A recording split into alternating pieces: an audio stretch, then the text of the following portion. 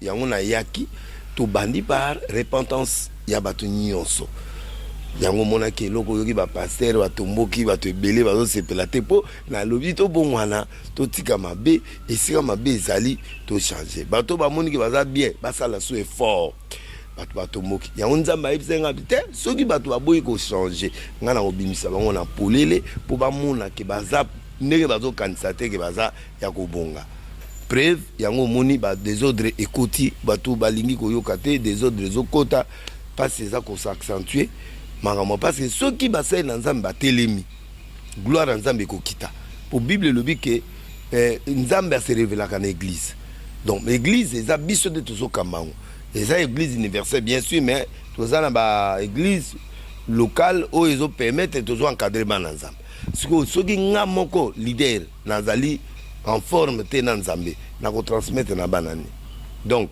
yango moni ba conflit ekoti na ba confession religieuse ba conflit ekoti parce que politique est gérée église politique muta comment dominer église or bisonde il faut tout dominer politique mais politique c'est comment dominer basay na nzambe ba comme na posa ya mbongo posa ba pouvoir yango wana sikoyo ba komi ko kende ko luka et pas ya ba konzi ba moyen o ezo permettre yango na dévoiler ki basali na nzambe na non tout ça là to lia ba mbongo et pas ya kabila to bongisa mboka pété to sala pe le côté to komo finga elelo donc c'est pour dire que le pe bo finga pe Félix bo le pe bo fingi Félix alors autant mieux au le to luka ka ko lia ba miette to luka nzambe ya biso abenga biso avant de se dire comme président avant kabila comme président to sala ki déjà basali to ça vivre nel to sala ba stade nel ba to ba président so ba mbongo te ba miracle za ko sema na période avec groupe de prière ti lelo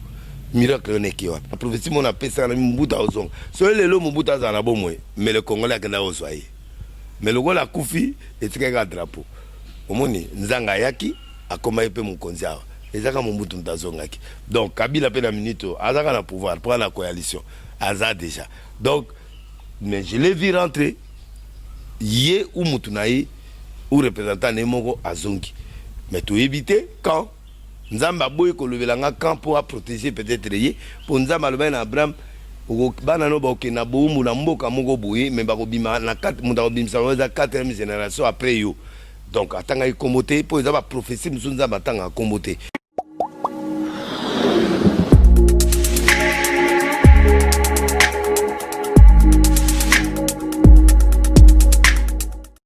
La famille, bonjour tout le monde, Jambo, Mbote, hello everybody.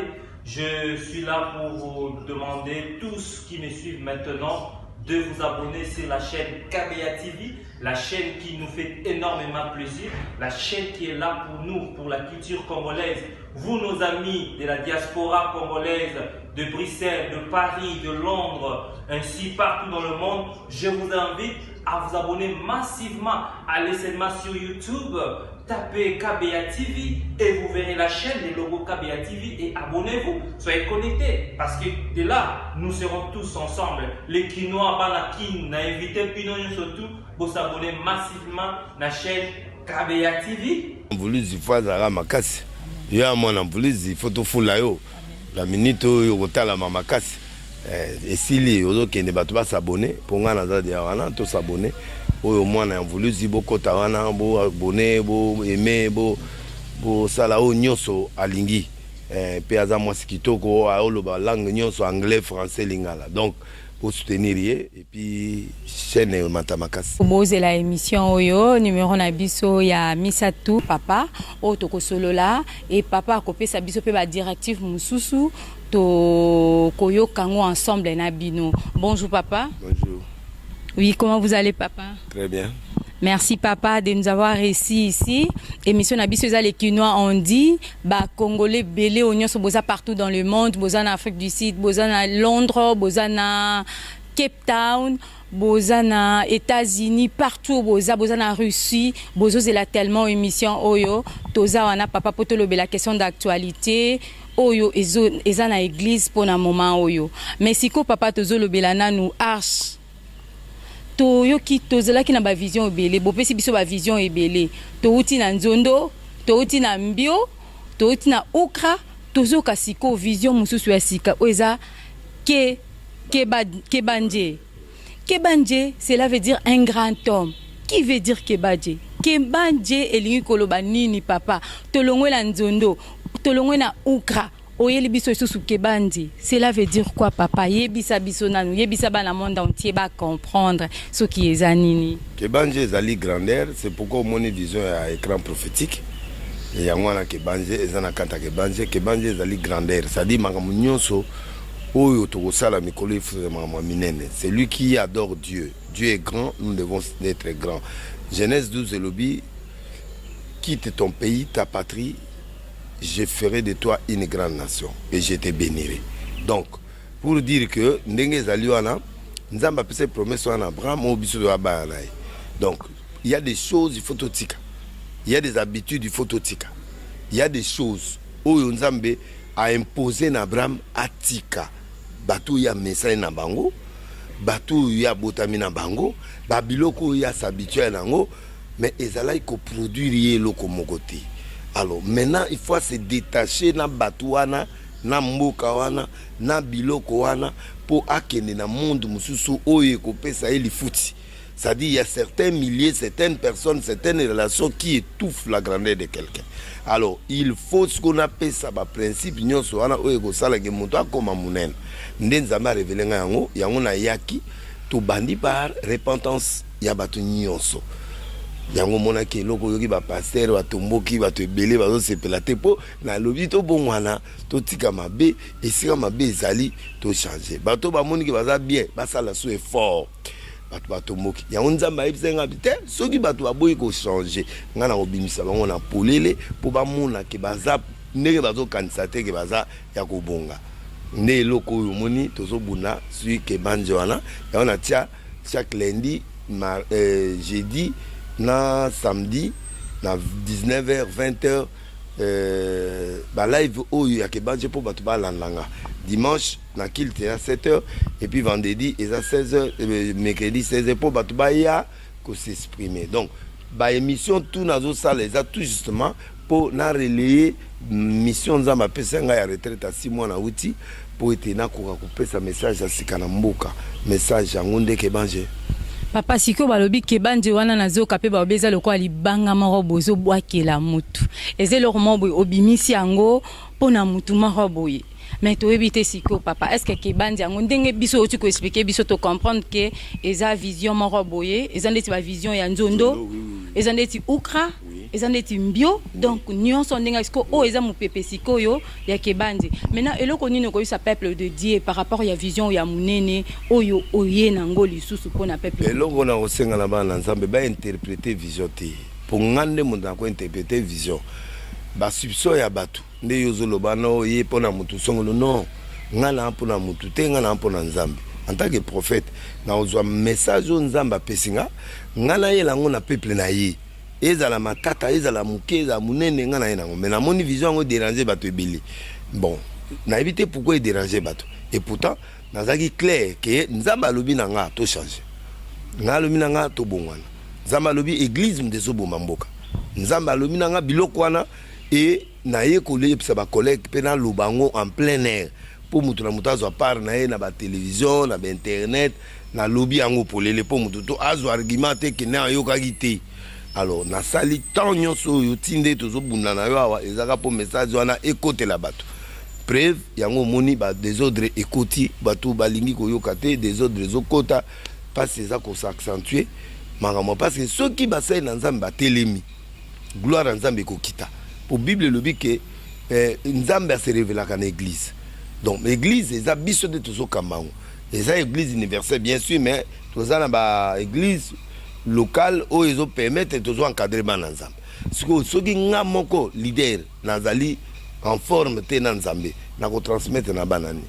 Donc yango moni ba conflit côté na ba confession religieuse ba conflit côté parce que politique est gérée et église politique muta comment dominer église or bisonde il faut tout dominer politique mais politique c'est comment dominer parce que nzambe ba comme na posa ya mbongo posa ba pouvoir yango wana sikoyo ba komi ko kende ko luka et pas ya ba konzi ba moyen oyo ezopermettre yango na dévoilaki basali na nzambe na non tosala tolia bambongo epai ya Kabila tobongisa mboka pete tosala mpe eloko te tokomofinga ye lelo. Donc c'est pour dire que le pe bo finga pe Félix bolé pe bo fingi Félix. Alors autant mieux olé to lukaka kolia ba miette to luka nzambo ya biso abenga biso avant de se dire comme président avant Kabila comme président to sala ki déjà basali to za vivre nel to sala ba stade nel ba to ba président so ba monte ba miracle za ko sema ba période avec groupe de prière ti lelo miracle ne ki wana bato ba koti na babanki ona bato ba koti na ba fabrication miracle bato ba koti politique et onction et kitibiso. Et comme on est incapable de résoudre la solution du pays, tous ces réfugiés dans le miracle lokuta, tous ces réfugiés dans la politique, tous ces consolés dans Mbongo, la divorce c'est salemi, la passer, la panzi ba mabala. Donc toutes ces choses là et ça que nous avons moins quitté ça. Or ceux qui a quitté par la biso to pesi bana. Or politique comme isso ko bango bazo dicter biso o fito sal. Ne place moke kui, ne place moke kufi. Donc il faut tout remonter tozongi la tata zongi sabiso biloko nyonso et biloko na influencer ba politique apesa kolia na peuple. Donc voilà mission o ya Kebanje. Papa Sko, qu'est-ce qui fait que vous le pasteur ou vous nos papas des églises de réveil beaucoup na séparation pour beaucoup ma plus mingi na politique bo bunganzela bo sananzela na bino boya kinango, qu'est-ce qui fait? Bon loko sokakati kosa mbongo na positionnement de salibongo ba raison kana pesio awa bonzambe sili parce qu'on peut pas perdre une grande église comme l'église des réveils pour la futilité ou à suspendre ou à suspendre ou comme loko la lumumba na kasavu ou à longoli donc politique ndemu tezo sala biloko wana. Alors il faut bassin l'ensemble ba se repentir pour ba rejoindre makamwa na lobaki. Donc tant on a sakuli biloko wana nde yango moni ke batu ba douter na ngo tibo moni ba résultat ndeki tozo kenna ozomona. Donc c'est ça l'élément le plus important. Yango nazo corriger ba pasteur au lieu to banda ko s'ingérer trop na politique. Biso rôle na biso eza ko conseiller ba conseil ko orienter bango. Net passer moi zolo ba président Félix a sala ta 30 ans mais ba yo qui interview ya président alors que na wo sala 10 ans c'est possibilité na sala pour na kokati président Félix a lobby na Belgique. Donc ba président raison lisus pour na loba na bango qui beaucoup ko aider président pour a sala ba temps na ba temps pour amdurer une erreur parce que mon délai temps a tchaka ba 2 ans 2 mandats pardon et ça pour intelligence à moto et soukawana. Plus que tu veux t'éterniser dans un pouvoir, plus que charge na yo ya motu ezako se dégrader. Ça dit tu n'as plus d'innovation, tu n'as plus d'idées à donner au peuple et comme une dictature. Et j'ai aimé l'interview du chef de l'État. Et c'est ça que de Konambiso congolais, il faut pas comprendre là. On va yogi yemo kondenga lobi. Alors pour provoquer ya ça là 4 ans il y a recensement après 4 ans tokene loko boye to pour akende combien d'années pour ça là combien d'années yé moko mutango azoko alobi na ye mondela na raison ya otia manna 2 fois pour ce qu'on raté ou achevé bidé. Alors c'est là où vraiment les gens n'ont pas compris. Mais un prophète est toujours mal compris, on le comprend toujours après. Donc maman, il faut église et se saisir et se ressaisir tozongi la tata. Tozongi la molimo, tozongi la bon témoignage, tozongi la bampate, to encadrer bampate, et za ba président, et za ba ministre ba bampate. Tozongi sa bango na nzela pour permettre biso to pa mama. Mboka pe et pas mama. Oui papa, mais to tiko yoka awa ba tiko nommé un prophète de Dokamba comme évêque général avec l'église de Réveil Nyonso ya Congo. Quel est votre point de vue par rapport à ça? Bon, on a réveillé, on a une nouvelle église de réveil réformée. Ils ont réformé. En fait, ils ont bango, bateau, bazana RC, pour ils ont NRC. Tout ça peine au conseil des églises. Donc, la église ils ont concerné la RC. Ils ont vivre jusqu'aux dimensions là. Jusqu'au dodo, alors on a problème t dodo. C'est un bon serviteur, c'est un bon pasteur qui est assis, qui est organisé. Il peut assumer. Mais le problème est qu'il a commis un moment très compliqué. Parce que Bazo contesté.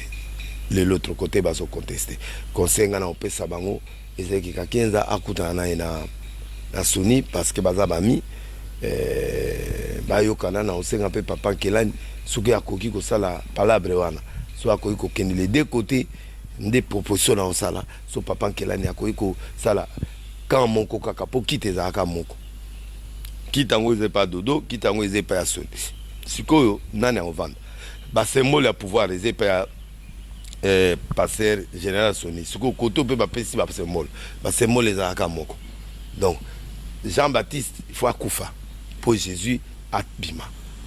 Il faut que mon akufa. Jamais Jésus a fonctionné dans Jean-Baptiste.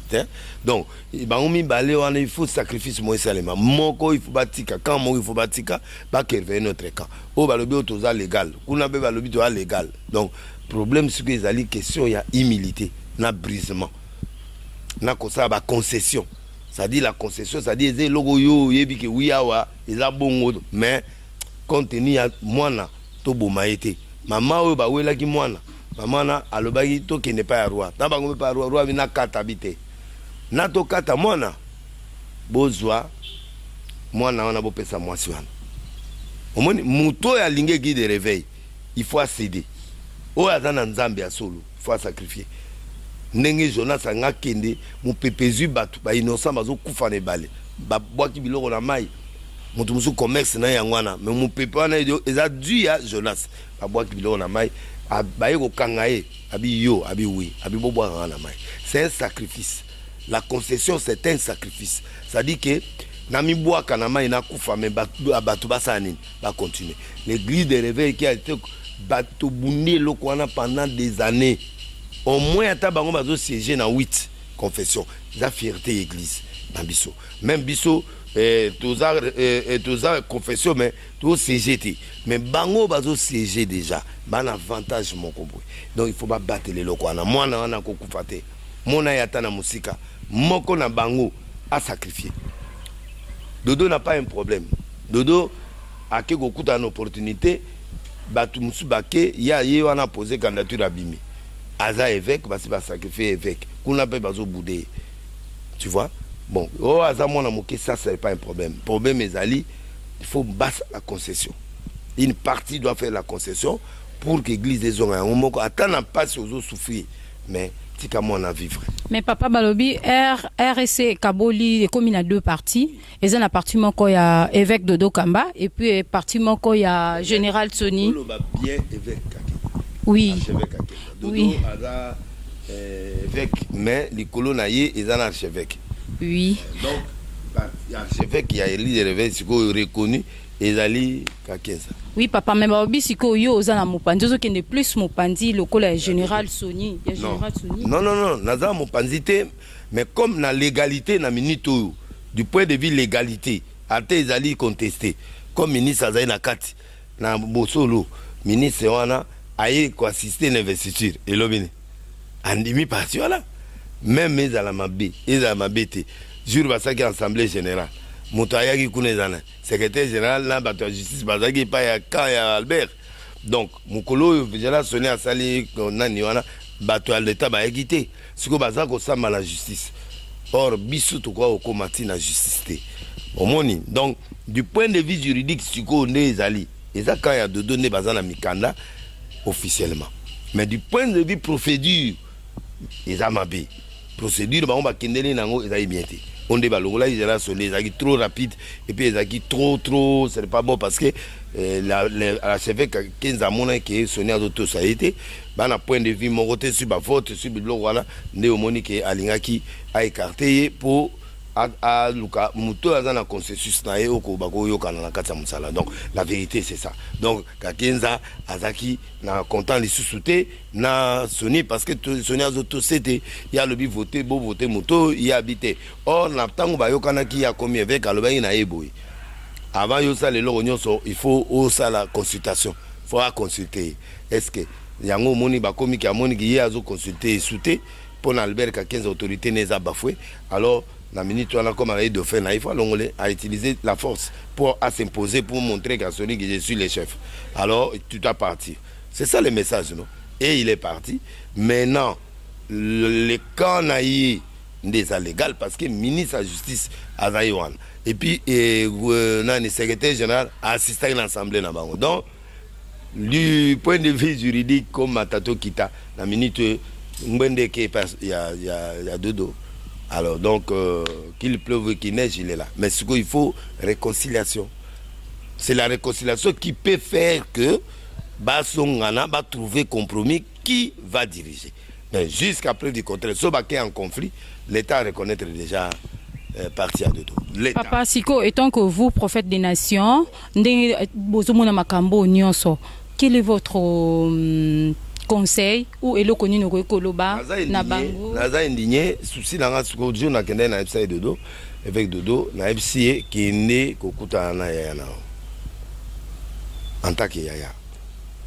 Bon, notion ya père c'est compliqué. Pour y parler bien à 49 ans abe mukolo.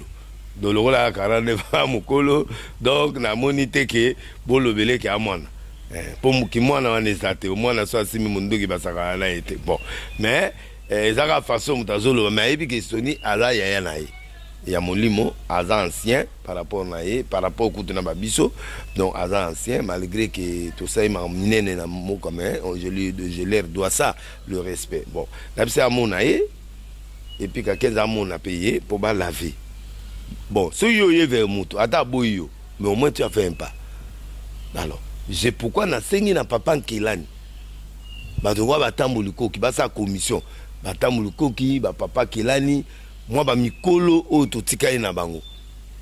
Donc papa kelani a rozo atambuluko ki ba rozo ata moi 3 personnes moko oyo ba zui bango pour ba tabler. Ba zo les deux cas to solo là. Ça c'est mon conseil en tant que dynamique il y a paix et réconciliation. Je peux pas accepter la séparation. Même à ta moi au tikala. Mais les deux camps ba sont bazonga place moko. C'est lui qui perdra qui c'est pas un problème, c'est pas une perte. Mais c'est la réconciliation qui est mieux que toute chose. Pour hier soit le bail kuna bazoter oui. Mais si ko net bajana soni ba osala en base ni. Pour déjà document ba reconnaître côté an. Ba prendre acte devant le ministre de la justice, ba prendre acte même si c'est politique. Même si c'est politique parce que oui c'est politique. Mais politique a un avantage à aucun côté an.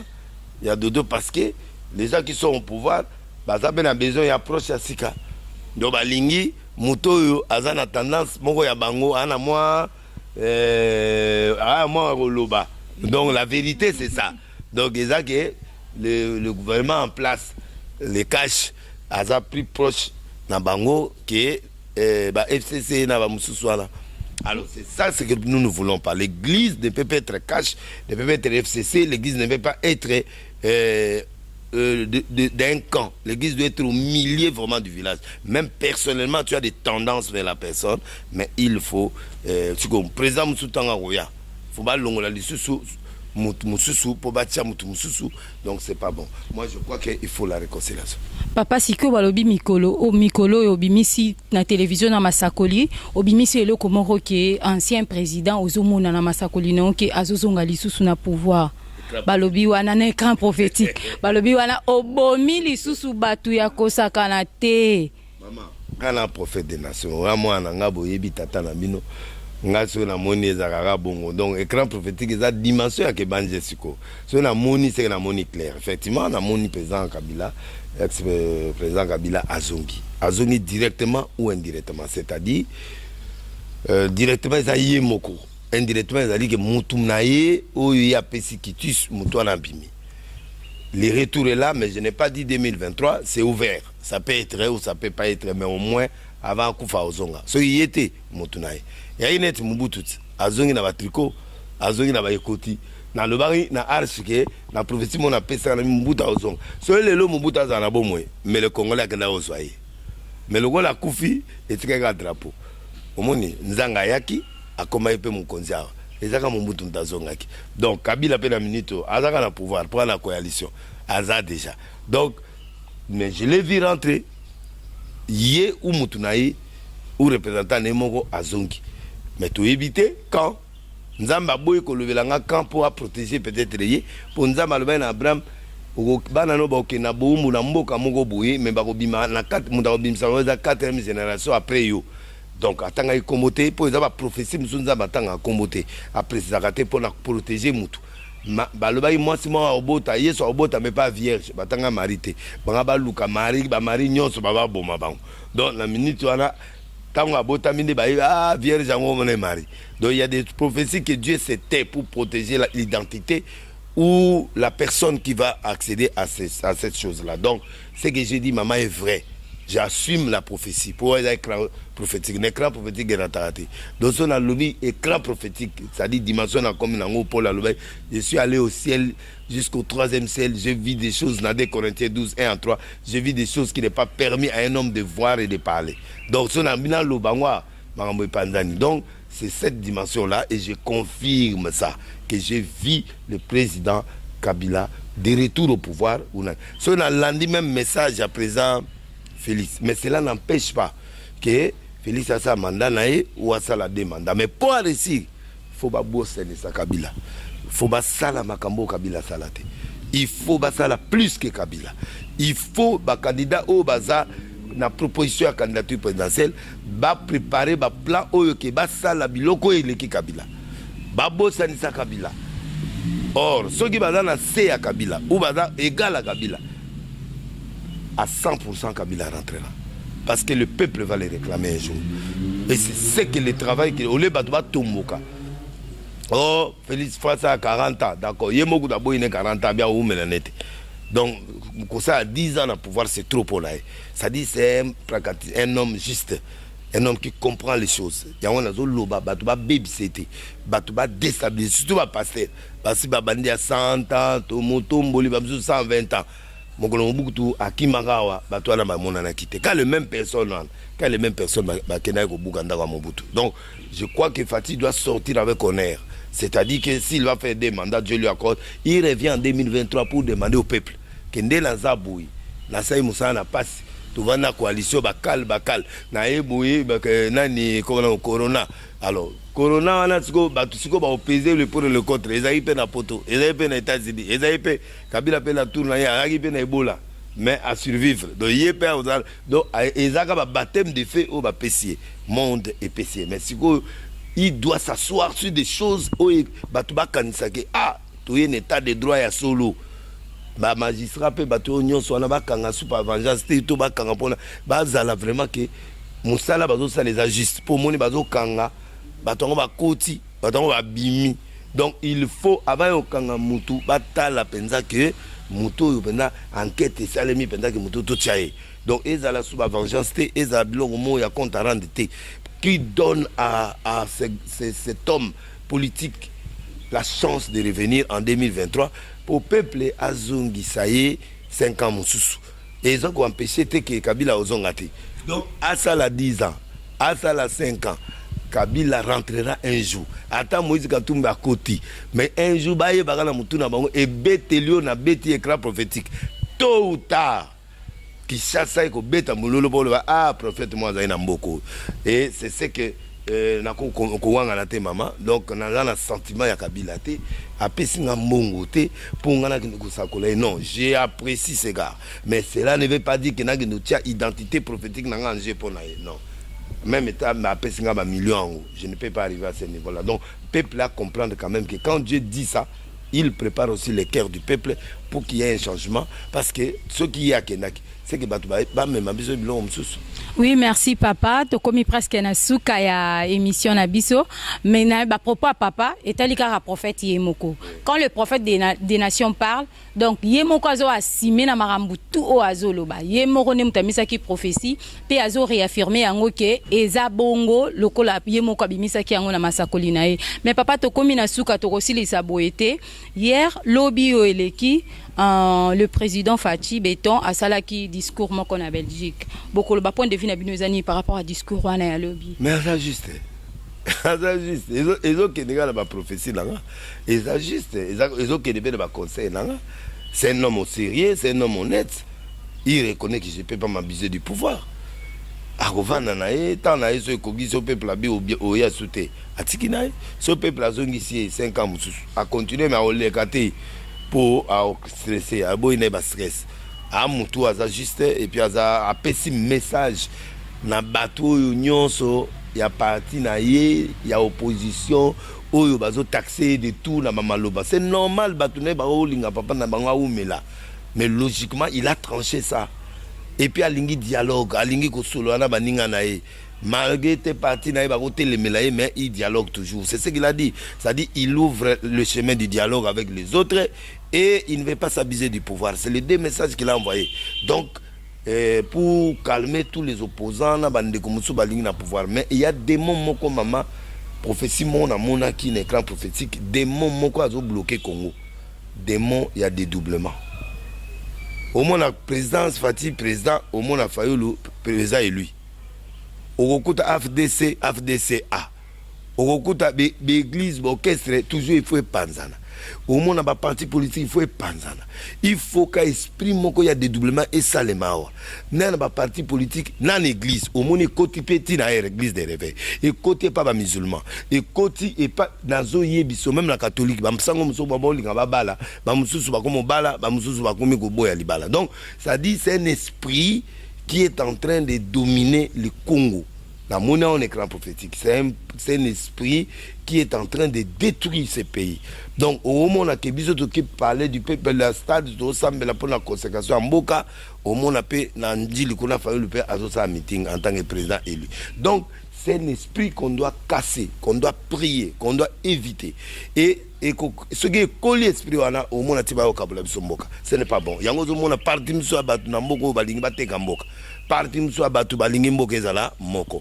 Donc quand on a mboko to na traître mususu balingi bakabula mboka, quand on a traître mususu c'est cet esprit de dédoublement oyo batu basa l'attention bon monde nga négligé aujourd'hui. Mais un jour au monde na écran prophétique j'ai vu 5 prophéties mais on peut sango ya kolandama. Na obengo lisusu oya na ma biloko mususu makaso na betia na boyiba lapidenga lokole Etienne parce que batu bazo comprendre makambe belete. Parce qu'il y a des choses que je dirais dans mes collègues, na baksaka babilo kango po et permettre de s'attendre nango pour prophète fois le balikamo avant pour ceux qui y ba to comprendre que logo yo eza eboye et logo eza boye. Donc maman esprit à dédoublement il faut longwa na ba parti politique na ba église na ba pasteur na politique moninga so azali wana tondi mai asilisi mutu soayi église elo ezo sa boizani mutu na mutu alinga koma mokonzi akoma leader.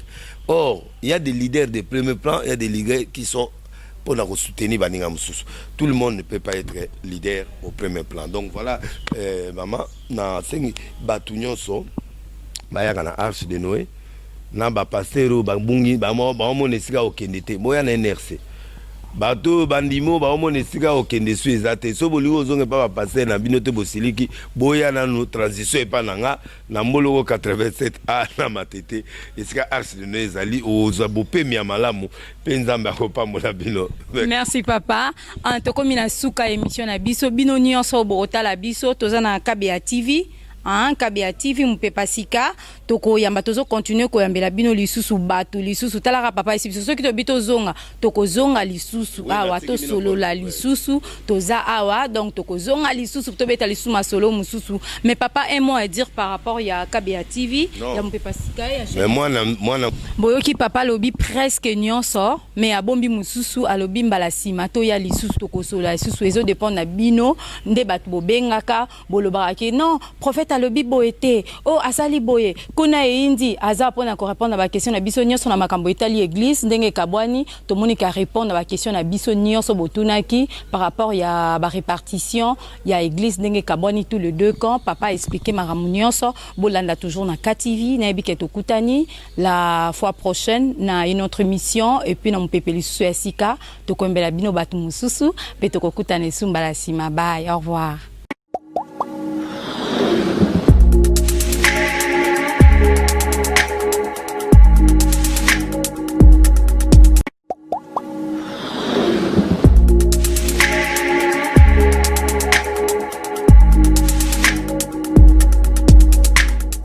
Ok, bolanda plus KTV, KBA TV, radio Nabino Sika, et bimi bo s'abonner belé à bolanda masolo tout ya politique. makambo tu o bolingaka ya politique ya nini banini donc bokolanda yango na Plus K TV oyo eza mopepa sika vraiment Kabeya TV bato boyokaka sango ke Kabeya TV ezoya yango eye mopepa sika donc pour sentir vraiment que non ma solo politique au bolinga boyoka ya ba Fachi ya ba FCC ya ba Kamere ya ba Shadari ya ba nini awa tout Plus K TV abonnez-vous vraiment on est là pour vous ça c'est notre vent qui va souffler bye yo